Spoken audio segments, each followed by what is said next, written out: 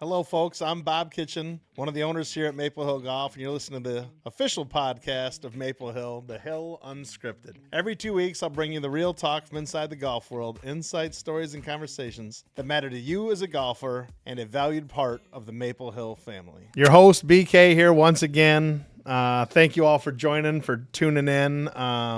First and foremost, to get something off my chest and to explain a little bit about what's going on and why did I do this podcast and what the purpose of this podcast is. My goal is always to inform the consumer and the listeners of what's going on in the world, try to give them a peek behind the curtain, try to tell them some kind of insider information. And one of the podcasts not too terribly long ago, I kind of took that too far and mentioned some names that I shouldn't have, mentioned a brand that I shouldn't have. So this is my official apology to that brand. It's a brand that's near and dear to my heart. I talk about it very positively. I kind of jammed them up a little bit, and I can promise you that wasn't even in my head when I was talking about it. I'm just trying to tell people about a little bit of what goes on behind the scenes. Me personally, I've always been interested in what happens behind the scenes and how does it get there and what's the actual cost and how do they build in prices and how do they market things and what is the cost of marketing and all that kind of thing. So anyhow, my most sincere apologies about that, and I don't want to dwell on it, but I can tell you that if you're listening to this, the goal is to make you a little bit smarter and more informed about what is actually happening in the golf business and what the truth of everything is. So I'm going to keep on trying to do that, but I will be a little bit more cautious moving forward about saying actual names and brands. And my goal is to tell you about what's happening, not necessarily expose people or brands. That's not the goal, especially brands that I truly love and I hold near and dear to my heart. So moving along. Next thing. This just hit the news this week. We knew it was coming.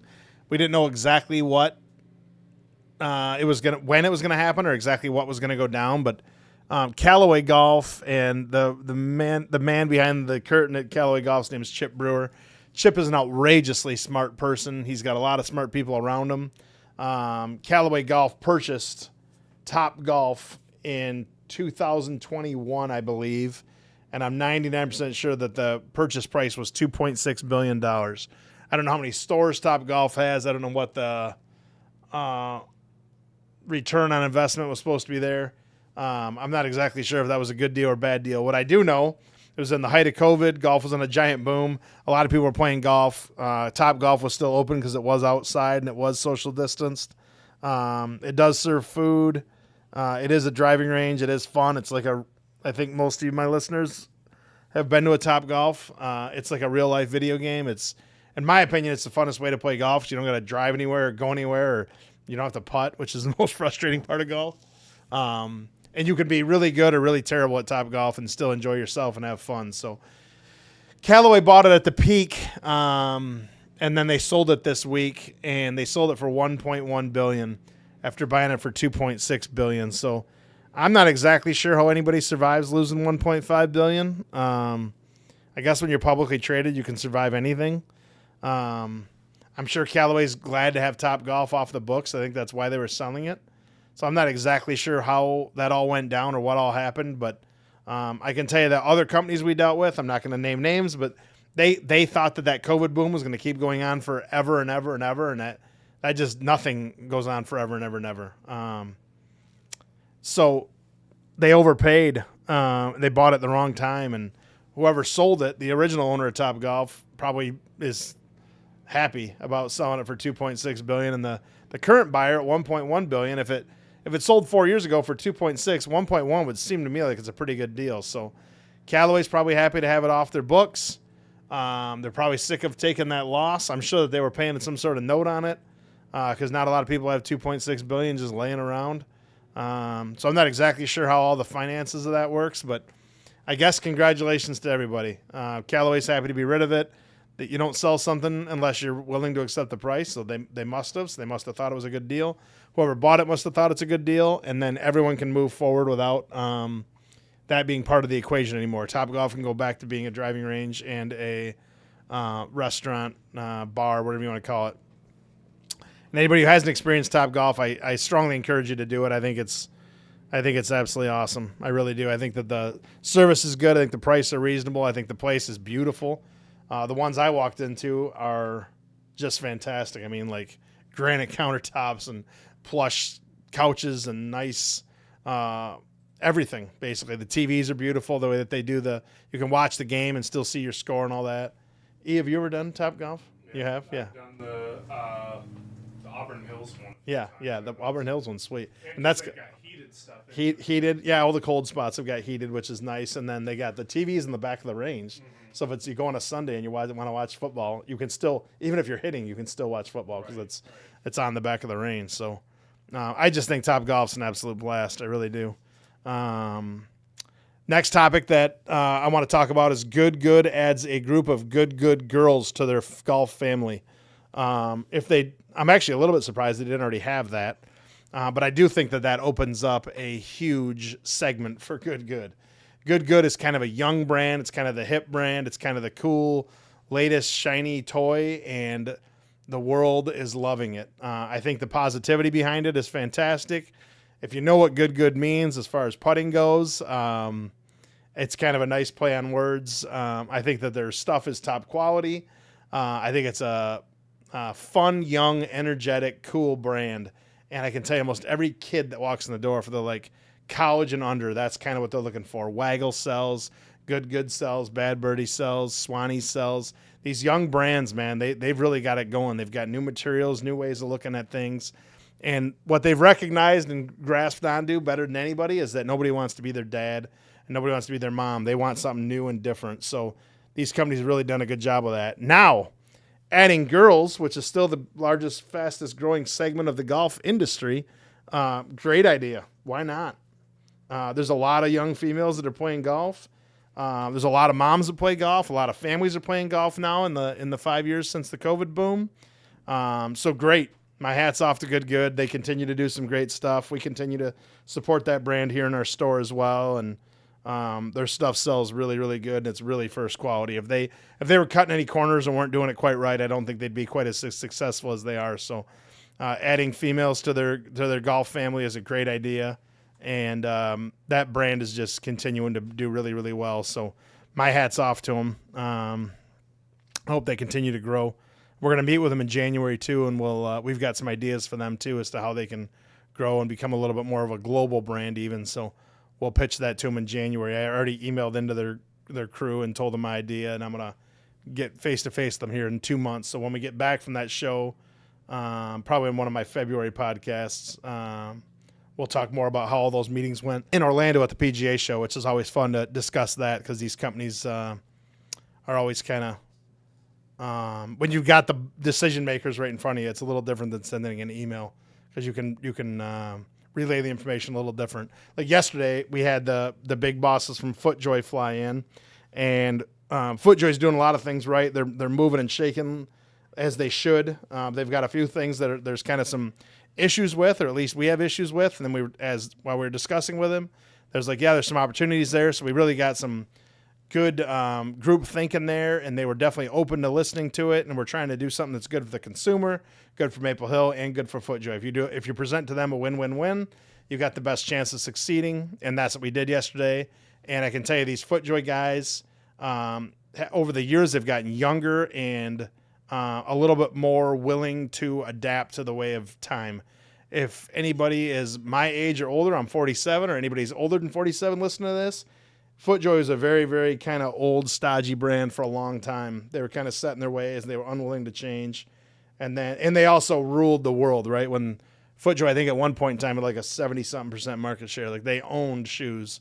And now there's a million brands making shoes, and there's a lot of cool stuff and sports brands making shoes, right? Like Nike, Puma, Adidas,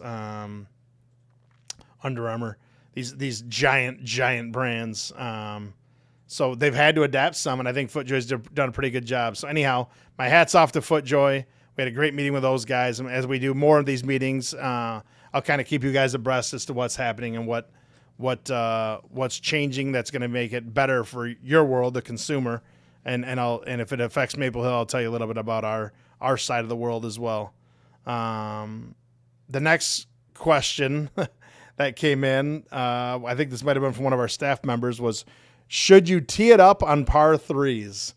So that's actually a great question. That's actually a somewhat complicated answer. So that my opinion it's a kind of an opinion question. My opinion is yes. I asked that question one time to a golf pro years and years ago, and he said, if you can have a perfect lie, why wouldn't you? And I said, well, that's hard to argue. Anybody who's really good at golf or has played at a high level knows that the height you tee the golf ball at does dictate the spin of the golf ball. So the lower you tee it, the more you hit down on it, the more spin you put on it. The higher you tee it, the more you catch it on the upswing, the less spin it has. So there's times when I'm like between a 6 and 7 iron off the tee.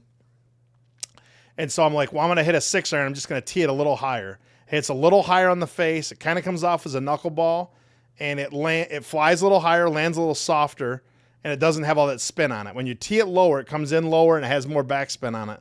So there's times when I tee it a little higher and kind of hit that puff ball. I hope anybody listening to this right now knows what in the world I'm talking about, because it's a fact and it happens and it's true. So the tee height, especially on irons, that you tee it, and drivers, fairways and hybrids not so much because the face is so shallow, but irons and drivers in particular, you very much dictate the spin rate of the golf ball by your tee height. So you can actually use your tee height to help dial in distances. And I think that if I had a PGA Tour pro sitting here, he would probably say that he messes with his tee height ever so slightly to help dictate spin and distance off of his clubs, because I think it's a absolute fact as to controlling your distance and getting that right. We are a week from Thanksgiving, and I don't have a show next week, so I'll take this quick moment to wish everyone a happy Thanksgiving. I'll do that at the end of the show too, but I'm flying out to California next week. I'm going to be with my folks for the week, and then I'm flying back the following week, and we'll is it okay to say who our guest is next show? Have we already teased that or no? We haven't teased it. All right. So I'll just tell you guys, I am super stoked, super excited that the most famous Bob, I think, in the golf business. I can't think of another one that's more. Oh, no, maybe Bob Vokey, but close. Bob Bettinardi. He might be more famous than Bob Vokey because he's the actual guy who founded and started Bettinardi Golf, and he produced putters for one of his main competitors years ago. And I don't know what he's all going to be able to say or not going to be able to say when he's on the actual show here, but that first week of December, Mr. Bob Bettinardi, one of the guys I respect the most. I've met him a few times. I've golfed with his son a few times. And just flat out manufacturer of great product. And they do more than just golf. They do more than head covers. They do more than ashtrays and Monopoly boards. And if you follow Bettinardi Golf at all, they do all sorts of really cool stuff. They actually manufacture. I've been to their factory, watched them make putters. They employ a whole bunch of really good Americans. And I just think the world of the Bettinardi family and kind of what they mean to this sport and their dedication to their brand / name is really hard to argue. They're very much, in my opinion, like the guys that years ago when I flew down to Mizuno in Atlanta, like I'm sitting in the room and I'm kind of like, who really believes their own stuff, right? Like at some point in time, you got to be like, it's the same old stuff. But Bettinardi and then Mizuno and then Ping years ago when I flew to Ping, these guys are literally crazy about their product. Like they want it to be perfect or nothing. And finding that passion in the guys that are like older than me, right, in their 50s and 60s. I'm not sure how old Bob is. He's got to be in his maybe early 60s. I'm not sure. We'll find out in 2 weeks. But these guys that have got this crazy passion and drive still late in life. Like I watched my favorite coach last night, Tom Izzo, and he's 71 years old. And he's out there still screaming at the players and trying to get the most out of them and give them the most and make them the best. And that's what Bettinardi's still doing. My hat's off to him, man. Like I'm 47 years old. I still have passion for my kids. I still have passion for my business, my job. But like other than that, I've heard so many sales pitches and spiels from these companies. I'm kind of over all that, to be perfectly honest. But these guys, man, they got it. And Bettinardi just does it right. They don't cut corners, and we'll discuss that in a couple weeks. So don't miss 2 weeks from now. It'll be the first week of December. I'm right on that when we actually release the podcast. So I'm pumped to interview Bob Bettinardi. I've had some really good conversations with him in Tinley Park in his office. He was real candid about some things. I don't know how much of that he's going to be able to say on the show, and I don't want to give away too much because I want everybody tuning in 2 weeks. But Bob Bettinardi coming up on the next show after the one you're listening to right now. So don't miss that. It's going to be really cool.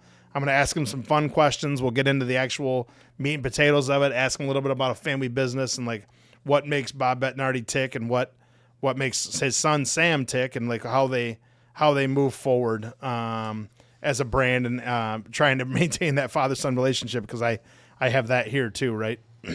So we're similar but different. We're a retailer, they're a manufacturer, but similar but different. They've got a giant business and they do a lot more than just golf clubs. So we'll get into that as well when we do that. So pumped about that. Caitlin says I got to go through Bob's holiday gift guide. So here I go with Bob's holiday gift guide. We've got a Golf Buddy Voice XL speaker / GPS that I personally use myself. It's a fantastic unit. You won't believe how cheap it is. I think she's putting the price on the screen right now. TaylorMade Speed Soft Ink golf balls. Bridgestone, my buddy that left another company just got hired at Bridgestone. We just struck a gigantic deal with Bridgestone. We're going to have Bridgestone golf balls for the most killer deal of all time. You're going to love that. The Tour B, and we're working on the E6 right now as I speak. I'm hoping to finalize that deal today. Titleist Pro V1s, they're going to do that holiday pack again, which is nice because first of the year, I'll talk about that in December's podcast, but first of the year, Pro V1 is going up in price. So holiday pack, not only is the price coming down, but you're also going to beat that price increase that's going to happen next year. Pins and Aces ball markers, Pins and Aces head covers, Nikon Cool Shot laser. There's a really cool compact club brush we've got, club scrub, Callaway Weatherspan golf gloves. I think those are 2 packs, if I'm not mistaken. That's a killer deal. We still have about 2,000 sets left of the 4,000 we bought of the Cobra Dark Speed irons. That hollow construction, reduced offset iron is just so pretty. And it works so well and people love it. So don't miss out on that. Other irons, we're going to have the Callaway Rogue ST Max along with the TaylorMade Sim 2 Max and along with the TaylorMade Stealth, all at the lowest price you've ever seen them for. Ladies, we can't forget you. We got a Lady Wilson Staff Launchpad irons at literally a ridiculous price. My buddy from Even Roll hooked us up with some insane deals. So we're going to actually do the ER5 Triple Black, which is one of the best looking putters made.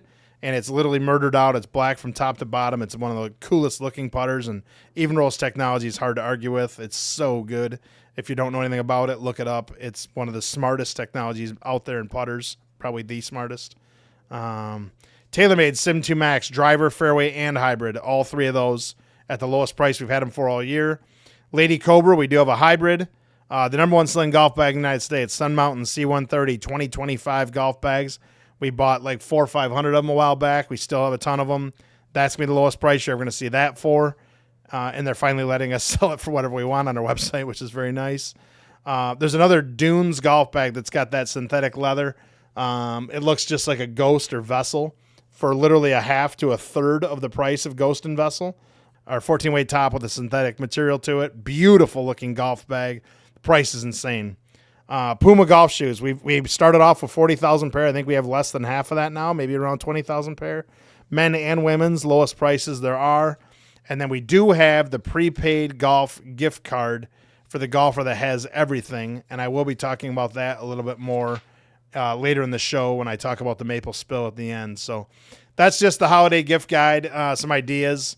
Hopefully something I just said pertains to someone.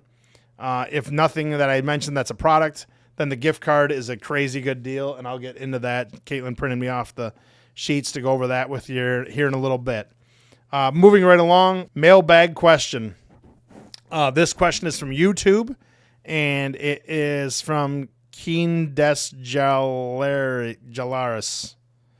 whoever that is. I can't even make out what part of that would be his name.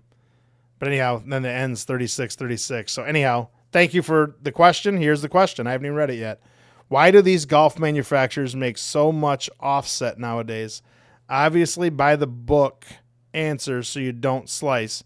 But I don't slice naturally. I'm pretty straight. So what would be the solution? Purchase lower offset clubs, I guess. Well, I guess you kind of answered your own question. So I'm not sure if you're talking about irons or wedges or drivers or what you're talking about. I'm gonna assume you're talking about irons, because that would be the clubs that are made offset most commonly. So why are irons made offset? If you go to my driving range on any given night, you'll know why they make golf clubs offset. Almost everybody slices or hits the ball to the right. The miss hit is still to the right. People play shafts that are too stiff for them. That doesn't allow the face to lag enough and square up enough. So the less lag the shaft has, the more open the face is likely to be. So the ball wants to go right. Most people play shafts too stiff for them. And then, like, I'll pick on Callaway for a minute. Callaway has like the Elite iron that's got more offset to it. If you want less offset, play the Apex. Apex is a reduced offset club. And then they have the 300, more offset. 200, less offset. And then the other one's 150 or 100, whatever that one's called, very little offset. Then they do have blades. Blades usually still have just literally a fraction of offset to help keep that club face square. I don't think almost anybody, it might even be 0% of even the PGA Tour plays literally a straight edge blade iron. I'm not even sure that exists. I think everything is like millimeters of offset just to help keep that club face square. It actually sets better on the ground too when you're looking at it. You have to forward press it because the face is set back, and then they adjust the loft from there. So offset, I would say it's your friend. Kind of like bouncing a wedge. Like people are always afraid of getting too much bounce. Bounce is your friend. The more bounce a wedge has, the more forgiving it is. The more offset an iron has, the more forgiving and easier it is to hit. I've talked about this in the show before, but not many people have quit golf because it's too easy. Most people quit because it's too hard or takes too long. Usually too hard.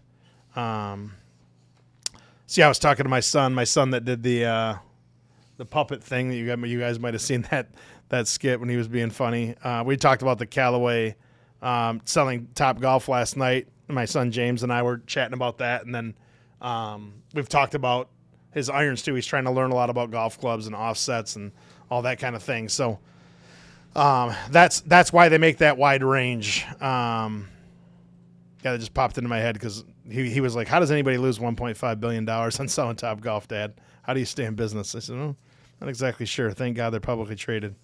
So offset, I hope that answers your question. Offset's your friend. Don't be afraid of it.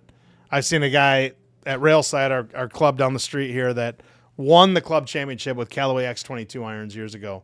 X22's got a ton of offset to it. So don't be mistaken that offset equals bad player. That is nothing. The ball has no idea how much offset it's being hit by. So get whatever goes straight.